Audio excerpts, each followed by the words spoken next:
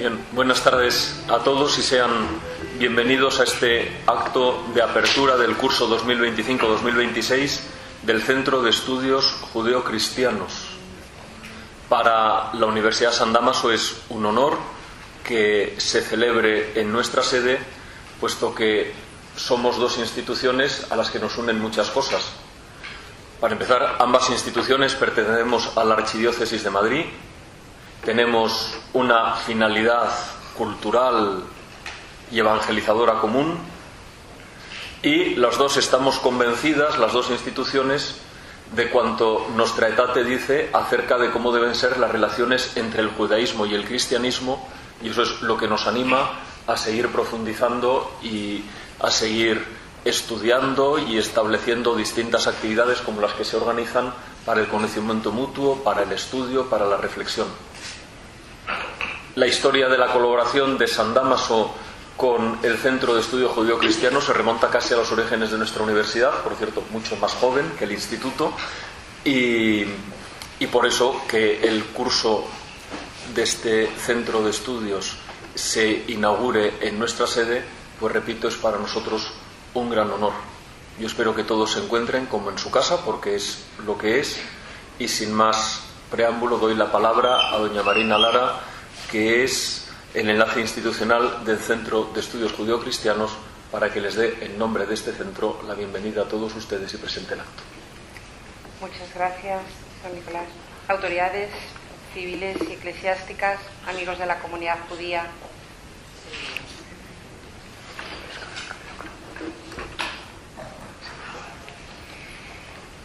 autoridades civiles y eclesiásticas, amigos de la comunidad judía, estimados socios y amigos.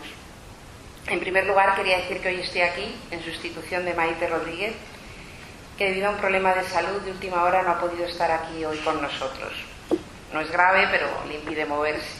Y quienes la conocéis sabéis que lamenta mucho no poder venir y os envía un cariñoso saludo a todos vosotros. 2025 es el 60º aniversario de la Declaración Conciliar Nostra Aetate. El Centro de Estudios Judeocristianos siempre lo conmemora cuando se trata de aniversarios especialmente significativos como es en este año.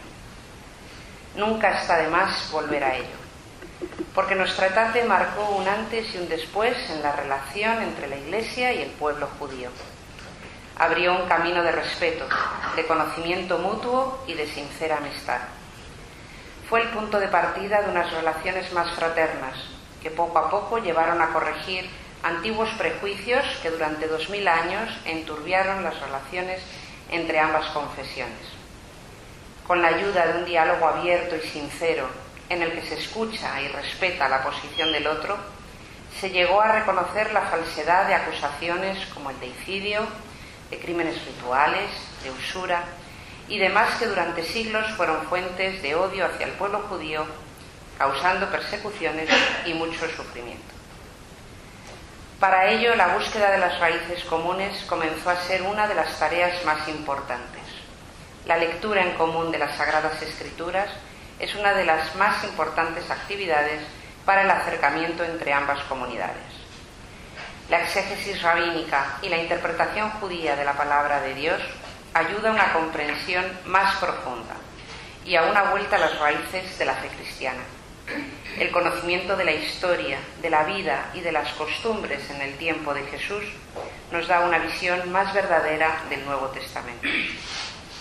Gracias al estudio de las Sagradas Escrituras y al testimonio de la vida de los judíos de hoy, se llega a superar la falsa idea de que el Señor rechazó al pueblo judío y se comprende que la alianza del Señor con Israel nunca fue derogada.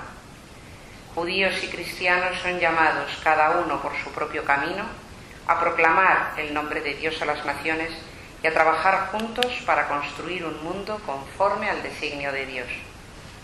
Para un diálogo con detenimiento es importante recordar que la identidad de Israel le es otorgada por la elección de Dios válida para todos los tiempos y no solo para el pasado. Nuestra institución nació precisamente de ese mismo impulso. Nostra Aetate nos inspira cada día a promover el diálogo judeocristiano, no como un ejercicio académico o diplomático, sino como un encuentro de fe, de memoria y de esperanza. La semilla fue sembrada incluso antes del Concilio Vaticano II con la llegada de la Congregación de Nuestra Señora de Sion a España en los años 50. Fruto del esforzado y encomiable trabajo de Sor Esperanza Meri y Sor Ionel Michalovici y la generosa y valiente aceptación y compromiso de destacados miembros de la comunidad judía de entonces, como Samuel Toledano y Max Massin, de bendita memoria, surgió la amistad judio-cristiana en 1962. Dejó una huella tan grande que hoy en día muchos amigos judíos siguen refiriéndose al centro como la amistad.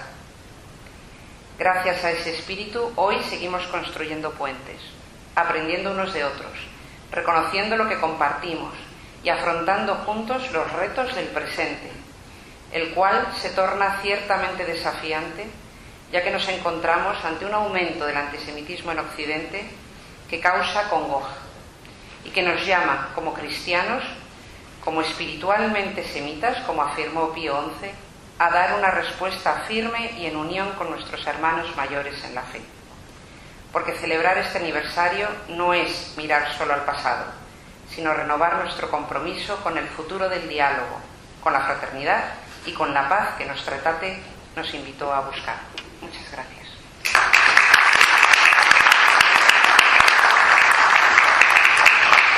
Muchas gracias. Doña Marina, tiene a continuación la palabra el reverendo Carlos Vasconcelos, director ejecutivo del Centro de Estudios Judio-Cristianos.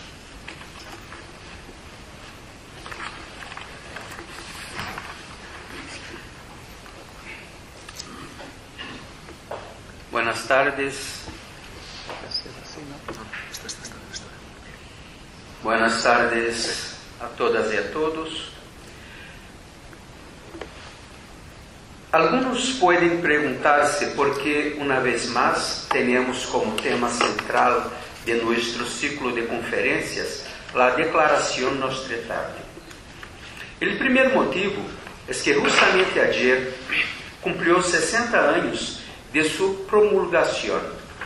Otro motivo es que tras los acontecimientos del 7 de octubre de 2023, el antijudaísmo, el antisionismo y tantos otros tipos de prejuicios hacia el Estado de Israel y el pueblo judío nos muestran que siguen vivas y causando mucho daño las causas que movieron al Santo Padre Juan XXIII a querer un documento que hablara de la importancia del diálogo y del mutuo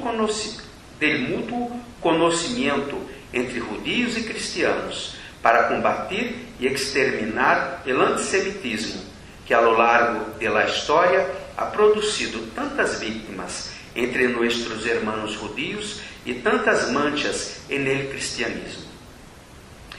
El 13 de junio de 1960, el franco-judío Gilles Isaac tuvo una audiencia con el Papa Juan XXIII, en la que habló del antisemitismo, causa de la muerte de cerca de 6 millones de judíos, y de cómo la enseñanza de la Iglesia había colaborado a la manutención de los prejuicios hacia los judíos.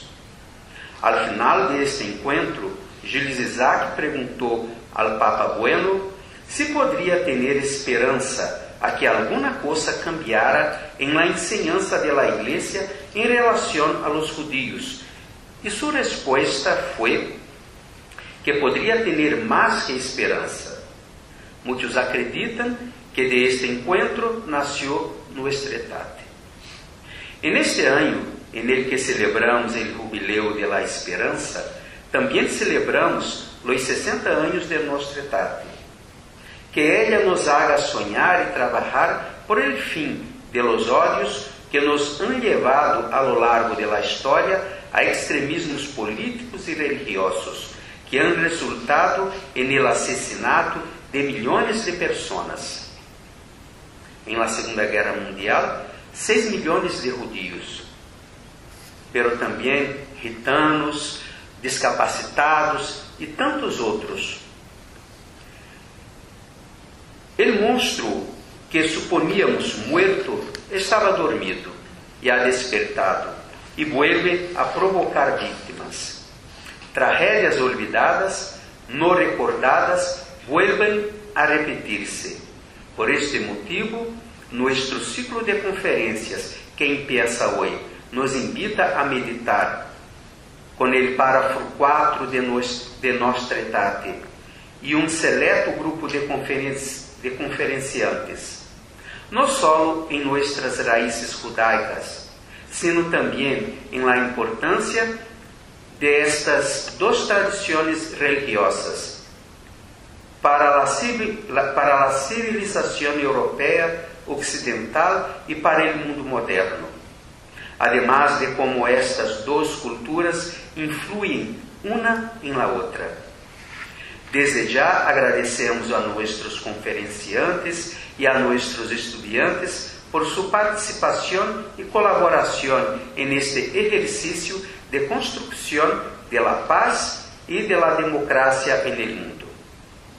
Nuestro ciclo de conferencias contará con 24 encuentros y con conferenciantes de España, Israel y Brasil, profesores de la Universidad San Damaso, que nos acorre hoy, de la Universidad Complutense, de la Universidad Francisco de Victoria, de la Universidad Bar-Ilan de Israel, de la Facultad Protestante de Teología Web, aquí de Madrid, de la Universidad Pontificia Católica de Rio de Janeiro, en Brasil, del Instituto Ratzboni de Jerusalém y del Centro Cristão de Estudios Judíos de Sion, en São Paulo.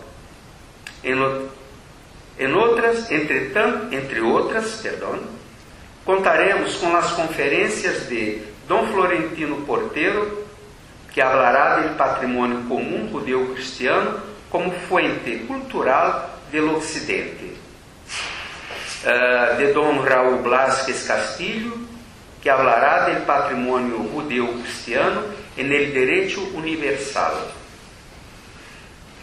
Don Nicolás Álvarez de las Asturias, que hoy preside este acto, nos hablará del judaísmo en la enseñanza de la Iglesia.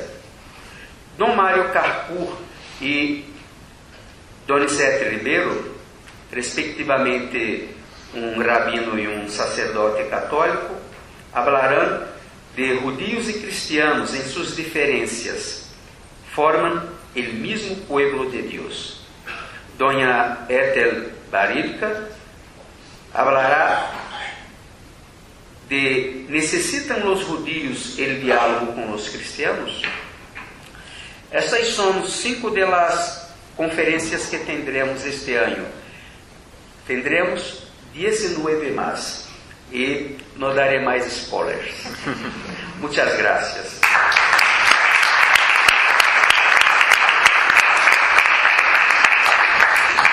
Muchas gracias. Antes de darle la palabra al doctor Elio Paseto, me corresponde el honor de presentarle brevemente.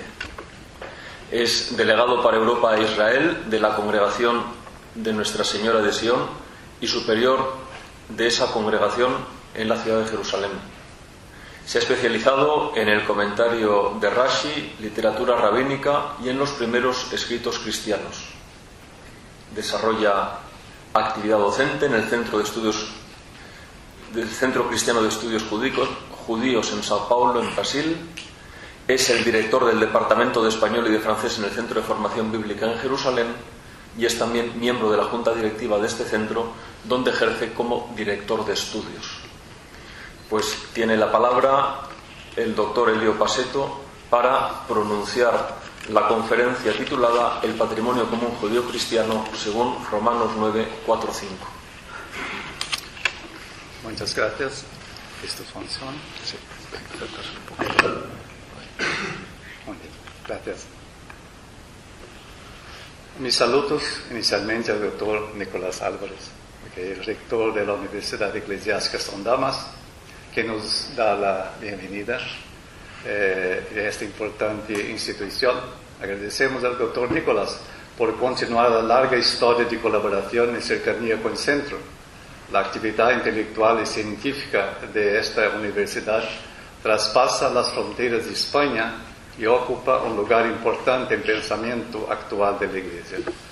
Es un gran honor para mí estar aquí en esta apertura del año académico. Gracias, doctor Nicolás. También quisiera agradecer a Maite, ahora representada por su hija Marina, que lamentablemente no puede estar aquí hoy con nosotros, quien se dedica voluntariamente, con corazón y alma, su vida exclusivamente a las actividades del centro durante varias décadas. Somos testigos que ella retira piedras del lugar para ayudar al centro. Ahora, para dedicarse más tiempo a ella y también a su familia, deja su cargo como directora ejecutiva del centro. Sin embargo, no se jubila del centro. Contamos con su conocimiento, disponibilidad, eficacia en las actividades del centro, donde sigue siendo miembro de la junta directiva y también ejerce como secretaria. Nuestro profundo reconocimiento y gratitud por su constante dedicación. Saludo a Carlos, mi hermano en la congregación, quien ahora inicia labor como director administrativo. Gracias, Carlos, por aceptar esta aventura. Ocupar el lugar de Maite es una tarea imposible, pero lo lograremos juntos también con ella. Saludo a los académicos aquí presentes, a los representantes de la comunidad eclesiástica, a los también representantes de las comunidades religiosas, a diplomatas, aquí que representante político, a los judíos que están aquí presentes con nosotros, en honor de el amigo también aquí presente, a los miembros de la junta directiva del centro, a los socios, amigos del centro, y por supuesto a los estudiantes de San Damas aquí presentes. Gracias a todos por su presencia. Quisiera también mencionar la triste pérdida de Monseñor José Antonio Álvarez Sánchez, obispo auxiliar de Madrid, que nos dejó inesperada y prematuramente. Monseñor José Antonio era responsable en nombre del arzobispado de la relación con el centro de estudios y durante su breve mandato demostró ser muy accesible y estar siempre disponible para ayudarnos cuando lo necesitábamos. Lo recordamos con gratitud y que su memoria sea bendita. Como ya se anunció, el tema principal del programa de estudios del centro para este año es el patrimonio común judío-cristiano según la Declaración Nostra Aetate. Por eso mi presentación hace un recorrido entre dos periodos: la carta de Pablo, que es el tema, y el desarrollo teológico posterior a la Declaración Nostra Aetate, porque es gracias a Nostra Aetate y a su desarrollo que este encuentro se realiza aquí hoy. El documento de Nostra Aetate dice la frase que inicia el tema: la Iglesia tiene siempre presente las palabras del apóstol sobre sus hermanos. De ellos, y es el tema, que es citación, de ellos es la filiación, la gloria, las alianzas, la ley, el culto, a las promesas. De ellos son los patriarcas y de ellos proviene Cristo segundo la carne, el Hijo de la Virgen María. Recuerda también que los apóstoles, sostén y pilares de la Iglesia, así como la mayoría de los primeros discípulos que proclamaron el Evangelio de Cristo al mundo, provienen del pueblo judío. Este programa anual, además de celebrar los 60 años de Nostra Aetate, ahora ayer, 60 años, 28 de octubre de 65, pretende profundizar como actividad eclesial en este tema fundamental para la fe cristiana. Destaco que nuestra reflexión y estudio se refiere al número 4 de Nostra Aetate, la declaración, el número 4. Que entre todos los documentos producidos por el Vaticano II, este número 4, que aborda la relación entre la Iglesia, el judaísmo y el pueblo judío, ha generado el mayor número de comentarios, explicaciones y documentos dentro y fuera de la Iglesia. Si consideramos que ese documento solo vio la luz gracias a la insistencia y la convicción del entonces Papa Juan XXIII y su secretario, El cardenal Bea, lo que antes se consideraba un tema periférico y sin importancia, con el paso de los años ganó prominencia y asumió centralidad en la Iglesia desde una perspectiva teológica, pues refleja el misterio de la Iglesia. Nuestro interés hoy y a lo largo del curso académico que iniciamos es, por tanto, seguir el camino teológico trazado en la Declaración Nostra Aetate en su número 4, analizando la superación de la teología del reemplazo, el reconocimiento de la permanencia de Israel como sujeto teológico, los avances del magisterio católico y los retos aún abiertos para una verdadera renovación teológica, como demuestran las actividades del Centro de Estudio a lo largo de los años. El encuentro con los fundamentos de la fe cristiana implica necesariamente un diálogo directo y profundo con el pueblo judío, con todo lo que comprende su historia, es decir, el estudio del judaísmo en sus fuentes, tradiciones y hermenéutica. Esta actividad, como enseña la Iglesia, no es un apéndice del pensamiento cristiano, sino un requisito constitutivo de una teología más fiel al misterio de Dios, que se revela en la historia y permanece fiel a sus promesas, como afirma el cardenal Kurt Koch. En las últimas décadas, tanto el diálogo ad extra como el diálogo ad intra han llevado a una creciente claridad a la comprensión de que el cristianismo, de que cristianos y judíos dependen unos de otros, y que el diálogo entre ellos para la teología no es una cuestión de elección, sino una obligación. Un análisis retrospectivo de los 60 años transcurridos desde la promulgación de la Declaración Nostra Aetate confirma que representó un cambio profundo en la forma en que la Iglesia Católica se relaciona con el pueblo judío. Nostra Aetate es prácticamente el documento oficial de la Iglesia que permitió al mundo católico reflexionar sobre su relación con el pueblo judío y con el judaísmo, con su historia e identidad. En el párrafo 4, la declaración rompe con la lógica teológica del supersesionismo, la idea de que la Iglesia ha reemplazado a Israel como pueblo elegido. Esta concepción teológica no solo distanció a la fe cristiana de sus fundamentos originales, sino que también marginó al judaísmo como religión viva y legitimó prácticas discriminatorias políticas de conversión forzada y, en última instancia, allanó el camino para el antisemitismo moderno, incluido el que culminó trágicamente en la Shoah. Como esta cultura teológica antes del Concilio Vaticano II, antes de Nostra Aetate, sería incomprensible la lectura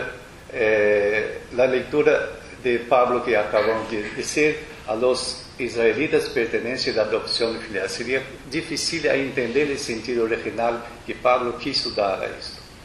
Como también afirmó que nuestras raíces es judía y que Jesús es judío. El nombre de Jesús ya está afirmando. Todo eso era muy complicado antes del Concilio Vaticano II. Por eso, ¿cómo entender el tema del título del programa? El patrimonio común. Nosotros no entendíamos, no podíamos aceptar el partner. Entonces, ¿cómo tener un patrimonio común donde el partner no era reconocido? Por lo tanto, al afirmar que los judíos siguen siendo amados por Dios, cuya alianza es irrevocable, la Iglesia rompe con esta lógica teológica. Esta afirmación introdujo un cambio de paradigma. No se trata simplemente de mejorar las relaciones con el judaísmo o con el pueblo judío por razones éticas o históricas, sino de reconocer la validez permanente de la elección de Israel y, por lo tanto, su continua relevancia teológica.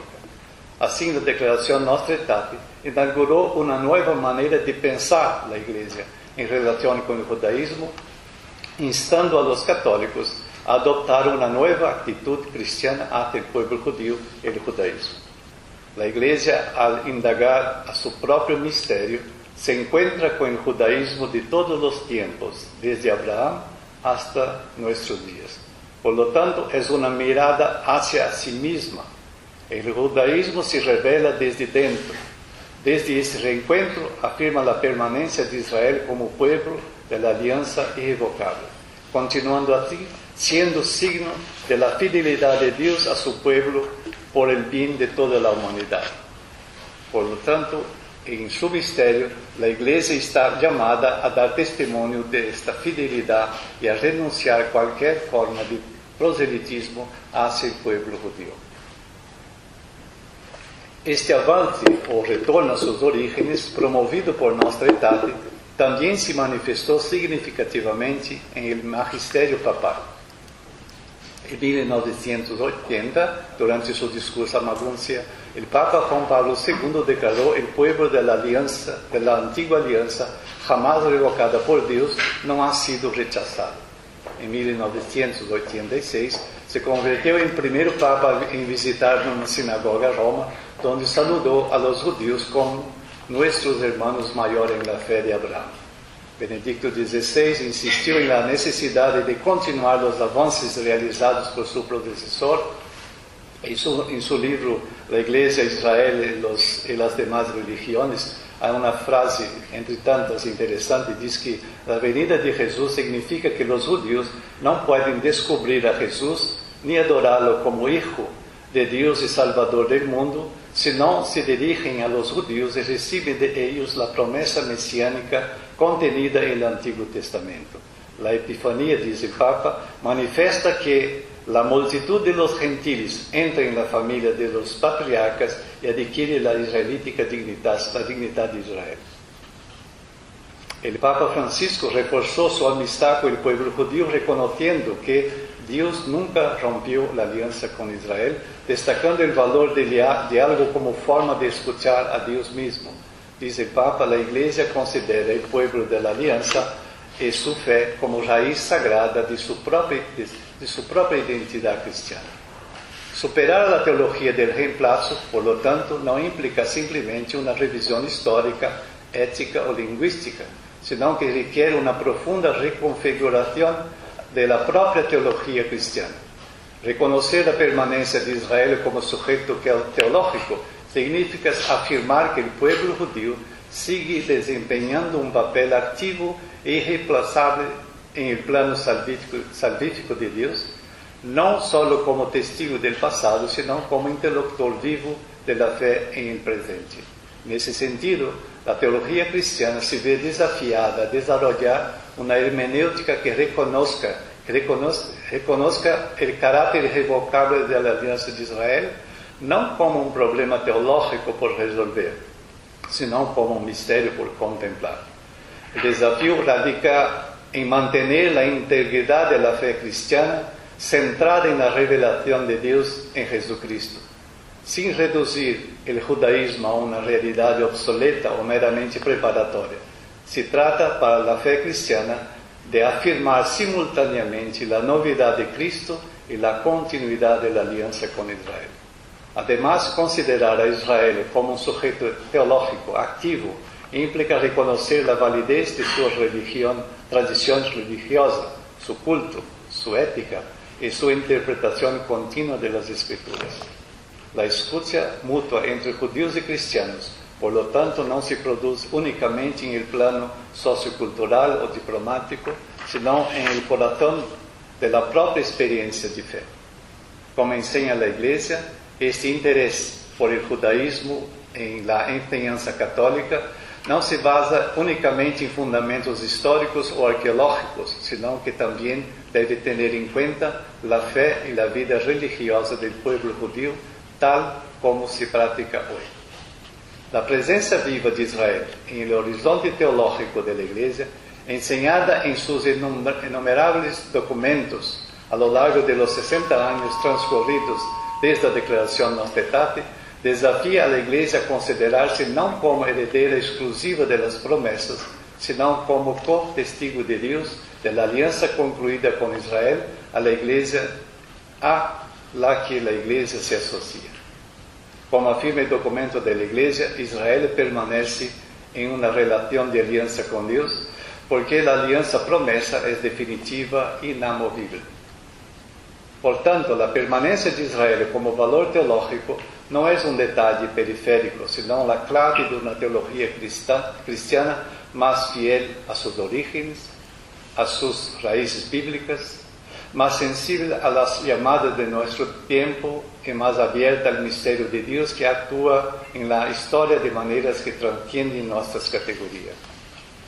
El Catecismo de la Iglesia, fundada en la enseñanza de Pablo, nos enseña que, a diferencia de otras religiones no cristianas, la fe judía es ya una respuesta a la revelación de Dios.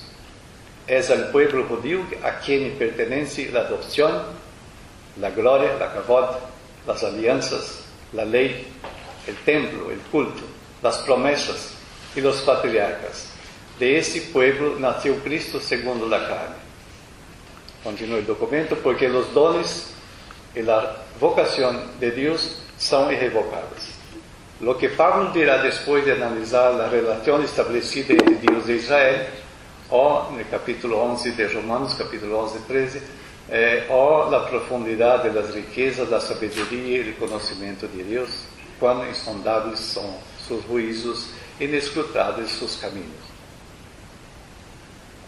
Fundamentada en las Escrituras, a la luz de nuestra etapa, la Iglesia afirma que la alianza de Dios con Israel es perenne porque Dios no revoca su palabra, e Israel continúa siendo amado por él. Nuestra etapa permitió volver a nuestros orígenes, recordar nuestra propia historia, nuestras raíces en la fe y ahora poder comprender nuestros propios textos en su contexto, resaltando sus significados originales.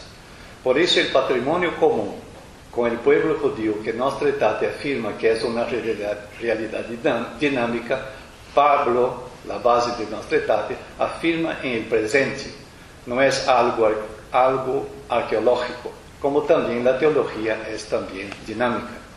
De esta manera, la Iglesia reafirma la enseñanza de Pablo. A los israelitas pertenece la adopción y toda la citación del capítulo 9. Estos valores pertenecen a Israel y son perennes.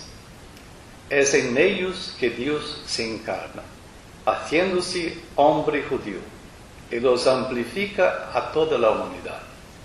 Lo que la Iglesia enseña tiene consecuencias concretas en la catequesis, en la predicación, en el modo de vivir la fe. Israel sigue siendo, por tanto, el buen olivo del que las naciones, por medio de Jesucristo, reciben la savia. En consecuencia, la permanencia de Israel es condición para la vida de la Iglesia, dado que la fe cristiana carece de sentido si está desconectada con él. La Iglesia no reemplaza a Israel, sino que camina con él en la historia de la salvación. Reconocer la plena inserción de Jesús en el contexto de su pueblo Israel, que permanece en alianza con Dios y sigue siendo amado por Dios, es por tanto la clave teológica indispensable. Sin este reconocimiento, la cristología corre el riesgo de volverse abstracta, descontextualizada y sobre todo infiel a la identidad misma de Jesús, como afirma el cardenal Koch.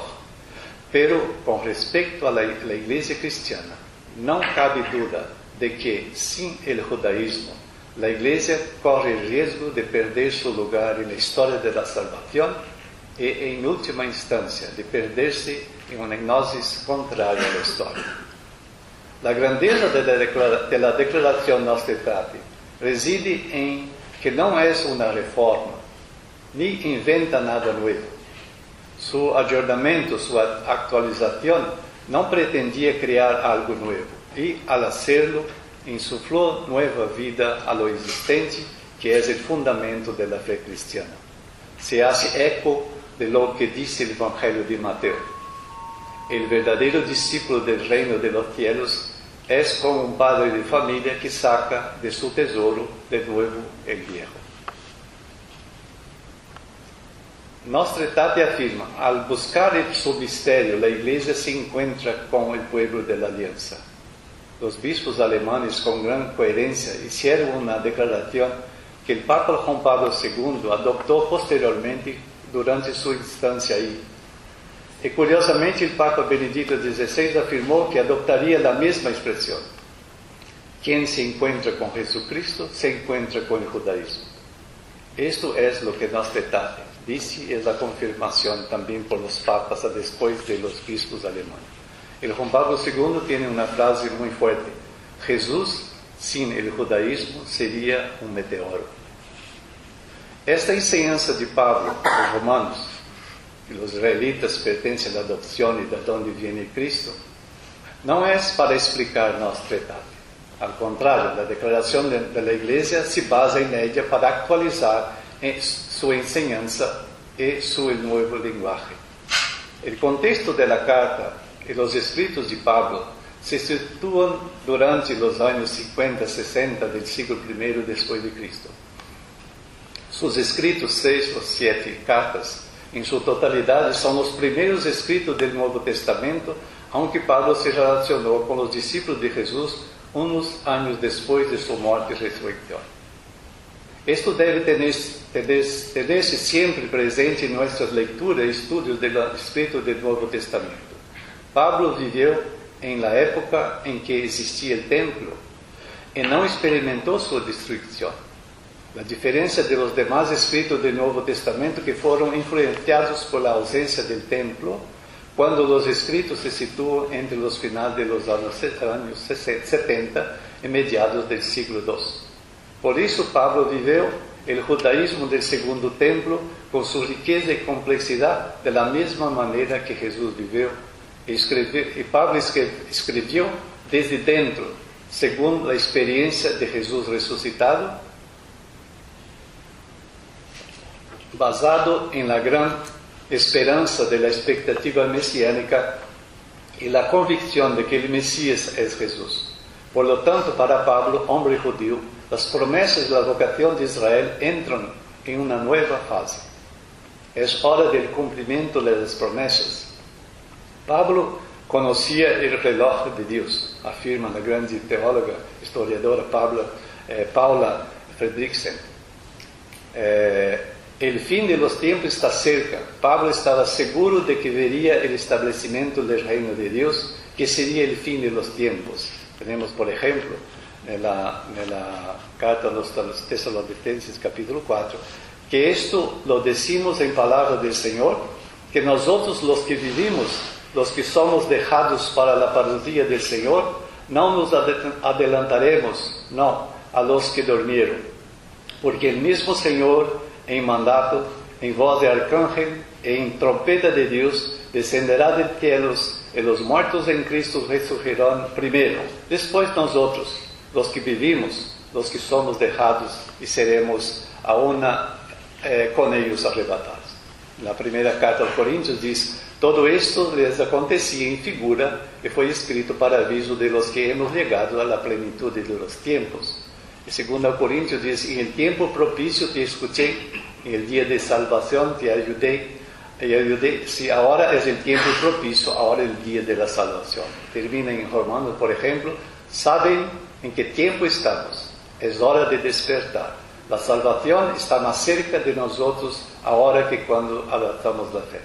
La noche está a punto de terminar, el día está cerca. Por tanto, despojémonos de las obras de las tinieblas y vistámonos con las armas de la luz. Pablo comprende la vocación y misión de Israel y se considera uno de los grandes profetas. En su carta a los Gálatas, describe su llamado comparándolo con los profetas Isaías y Jeremías. Por lo tanto, se ve a sí mismo, ahora en la era mesiánica, cumpliendo el llamado de Israel. Como confirma Isaías: te he puesto como luz para las naciones. Pablo a una insistencia constante que él es el apóstol de las naciones exclusivamente.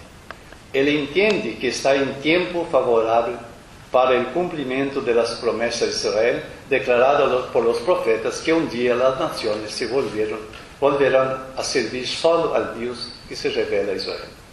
Por ejemplo, Isaías decía, es la teología, es la orientación, la base para Pablo, que será en los postreros días visible el monte del Señor y la casa de Dios sobre subidad de los montes, y se exaltará por cima de las colinas, y vendrán a él todas las gentes. El profeta Tobías dice: todas las naciones del universo se volverán a Dios en verdad y le temerán. Abandonarán los ídolos que los extraviaron en la mentira de sus errores, y bendicerán al Dios de los siglos en justicia. Por lo tanto, en Jesús Israel cumple el llamado por esta adopción de las naciones, pero esta adopción de las naciones debe ser completa, de una manera nueva, después de la venida del Mesías. Desde la perspectiva de la tradición bíblica y judía, Pablo entiende que las naciones vivían sin Dios, ni ciudadanía. Israel, en cambio, se rige por la palabra de Dios y por lo tanto tiene su ciudadanía. Ahora, por medio de Jesucristo como el Mesías, las naciones, al abandonar sus dioses y regresar al Dios que reveló a Israel, se convierten en hijos e hijas de Dios y reciben el derecho a ser ciudadanos del reino de Dios. En Efesios dice Pablo: recuerden que en aquel tiempo estaban sin Cristo, sin ciudadanía en Israel, ajenos a los pactos, a las alianzas, sin esperanza de la promesa de Dios en este mundo.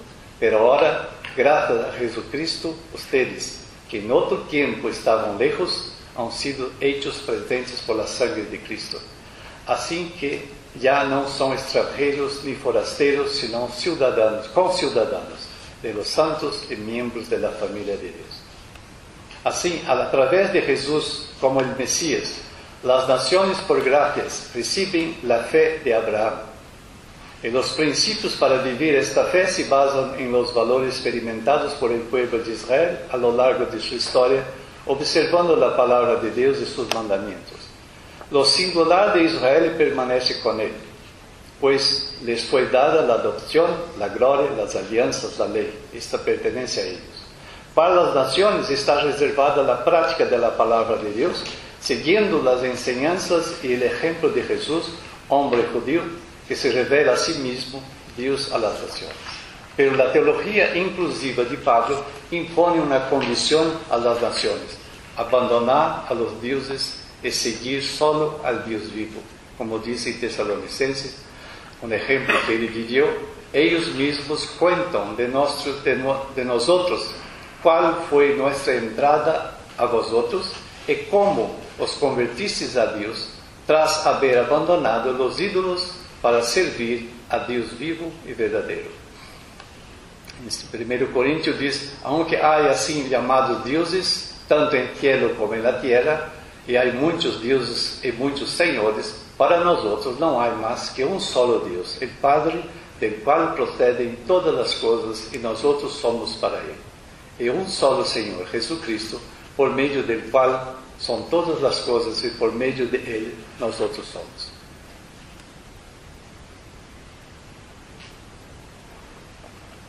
Por lo tanto, segundo Pablo, Jesús como Mesías no hizo desaparecer la particularidad de Israel, pues la gloria y las alianzas, como insiste Pablo, pertenecen a ellos.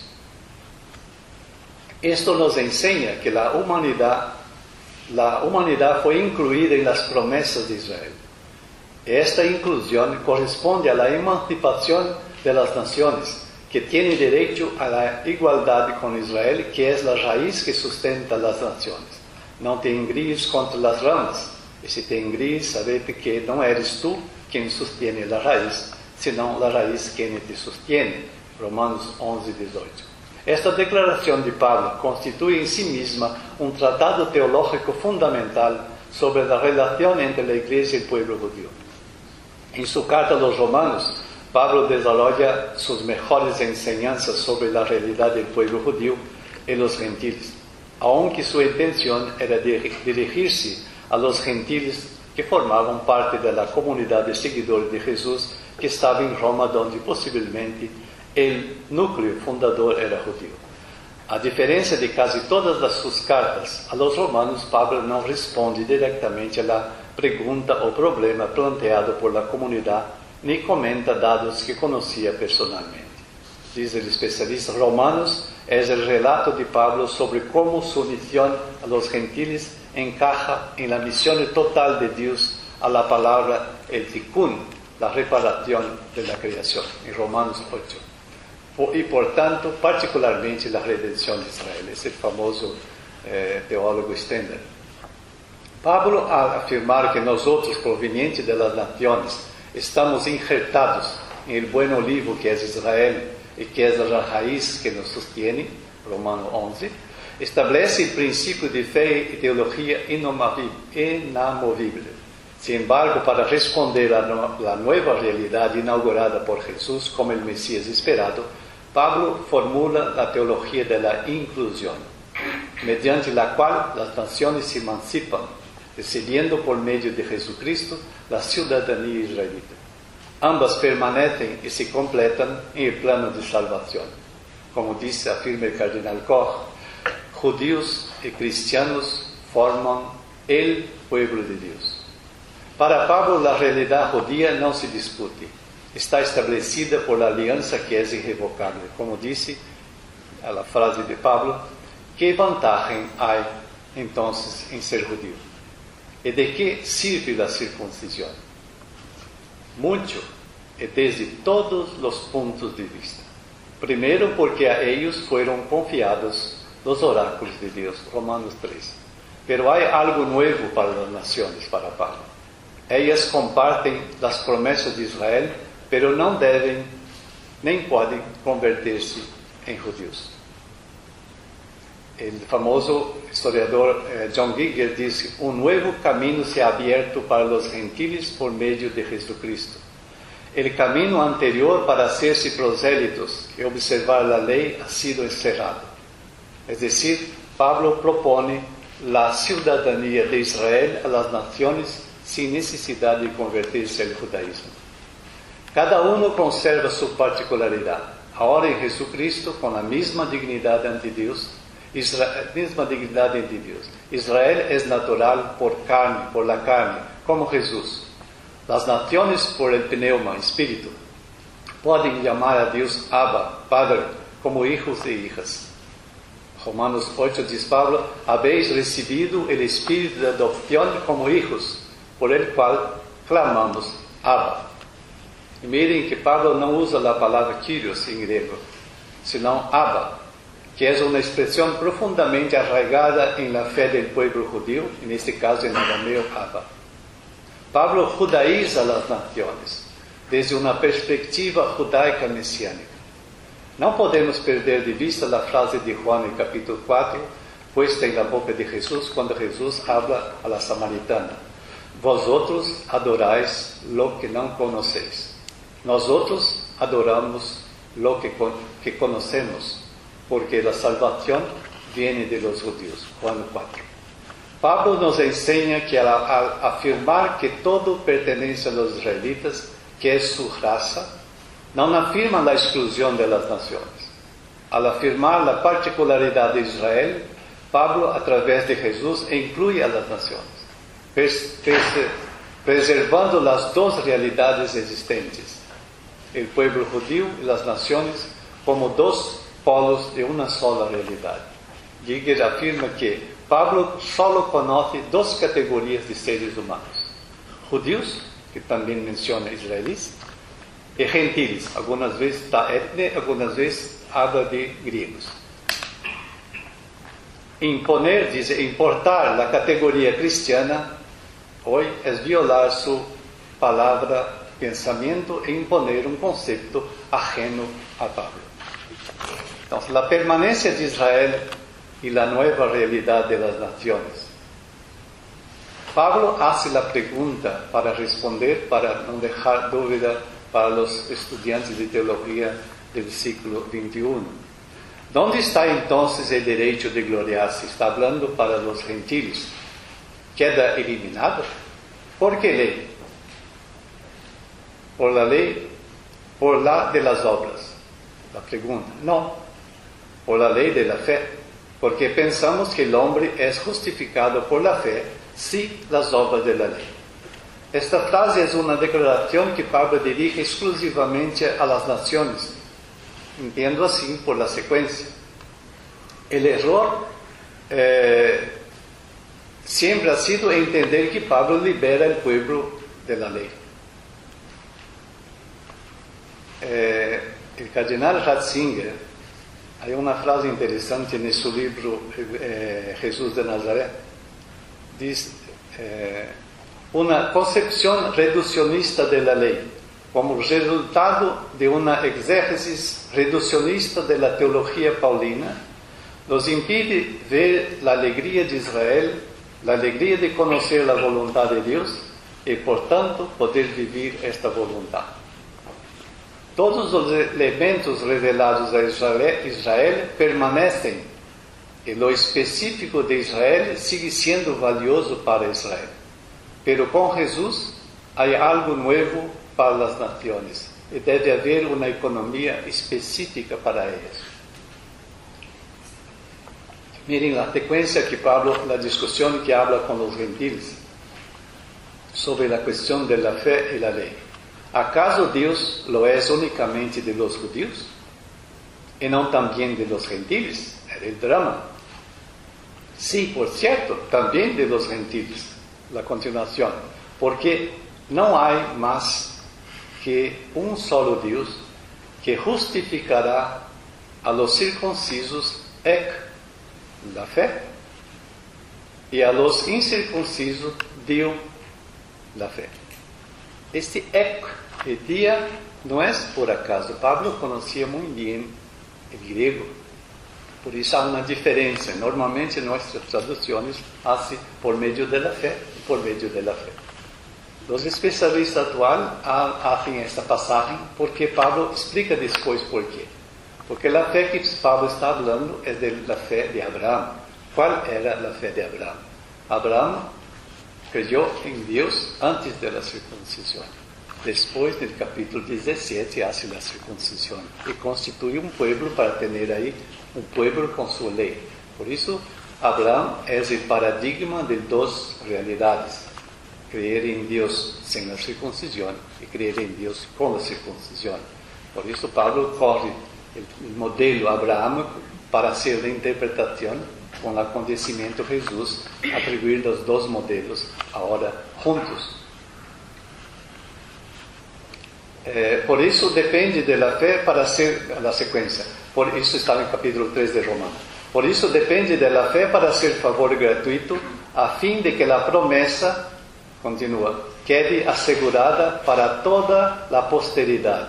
Continúa Pablo. No tan solo para los de la ley, que está asegurado, que dice Pablo antes, sino también para los de la fe de Abraham, Padre de todos nosotros, como dice la Escritura, te he constituido Padre de muchas naciones, Padre nuestro delante aquel a quien creyó, de Dios que da la vida a los muertos y llama a las cosas que no son para que sean.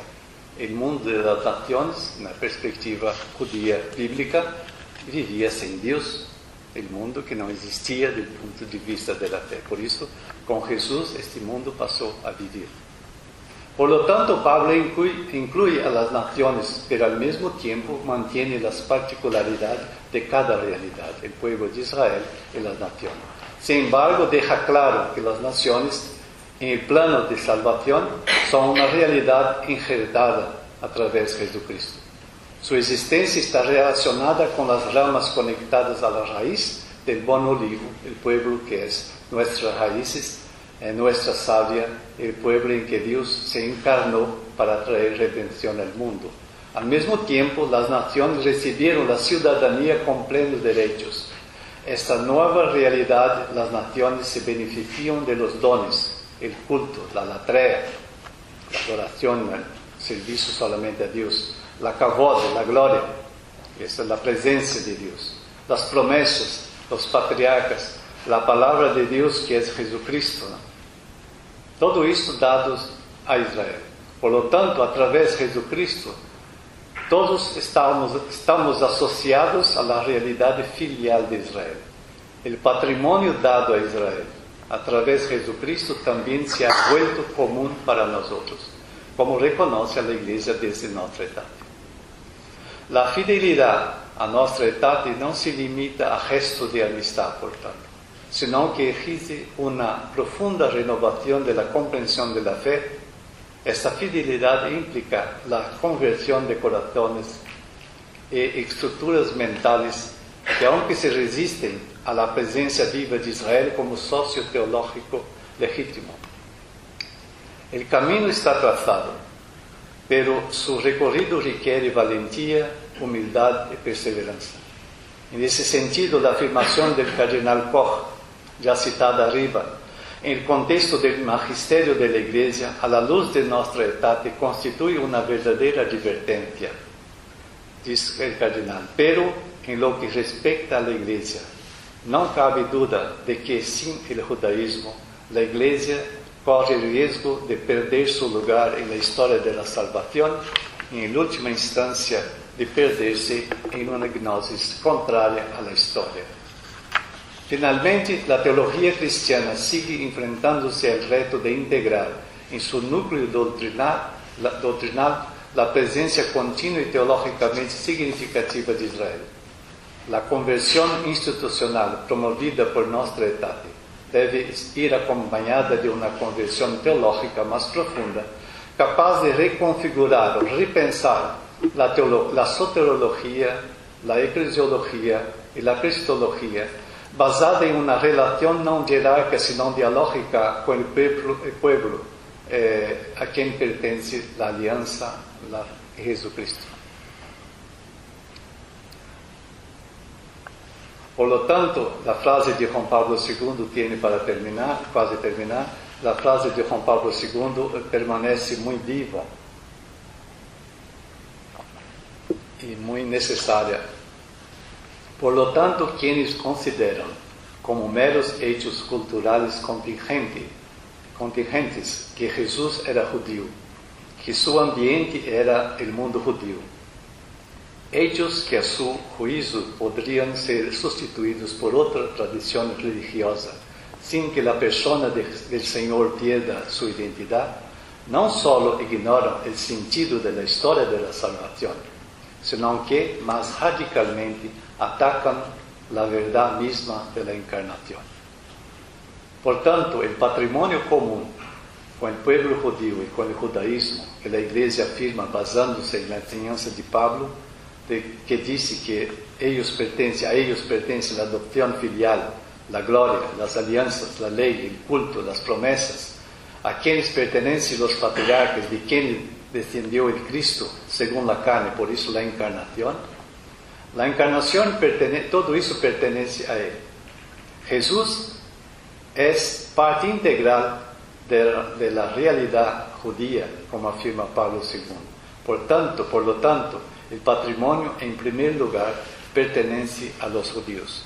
Sin embargo, terminando, como nosotros, que venimos de las naciones, fuimos injertados en el buen olivo que son ellos, tenemos una relación intrínseca, ontológica, con el pueblo judío, en el que el patrimonio que se hace común hemos heredado a través de Jesucristo. Gracias.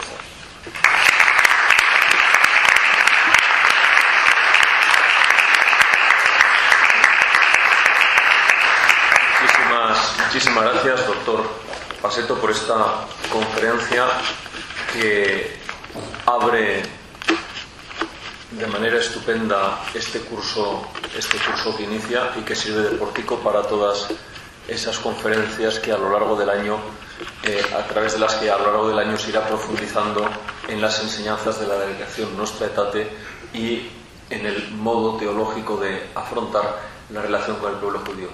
Yo quiero agradecerle de modo muy especial también las palabras que ha dirigido de cariño y de agradecimiento a Monseñor José Antonio Álvarez, al que también nuestra universidad ha estado muy ligado en este último año y muchos años antes también, porque él fue alumno de esta casa y luego participó como rector del seminario.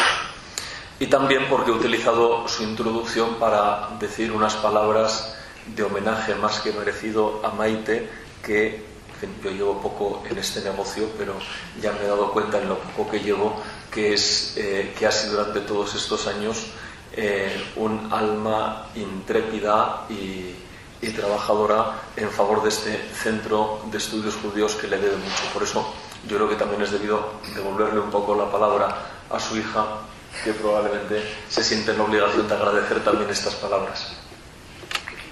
Sí.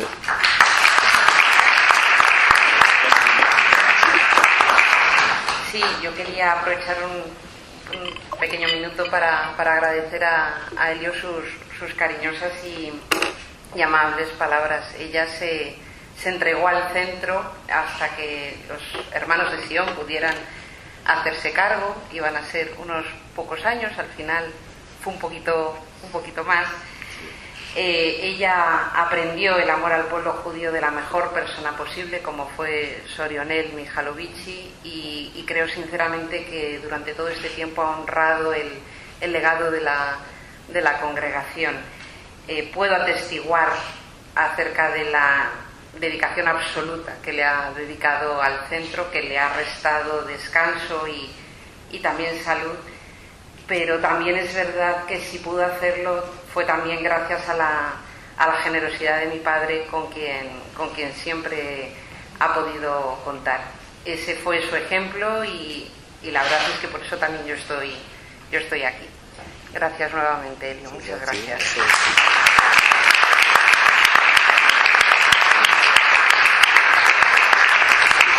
Muy bien, pues solo queda reiterar mi agradecimiento a todos ustedes por haber venido a este acto. Estoy seguro que los que hayan tenido que sufrir el atasco les ha valido la pena llegar finalmente hasta aquí, porque realmente todos hemos aprendido mucho y ahora con gran solemnidad pronuncio las palabras que corresponden. Queda inaugurado el curso académico 2025-2026 en el Centro de Estudios Judeocristianos. Muchas gracias.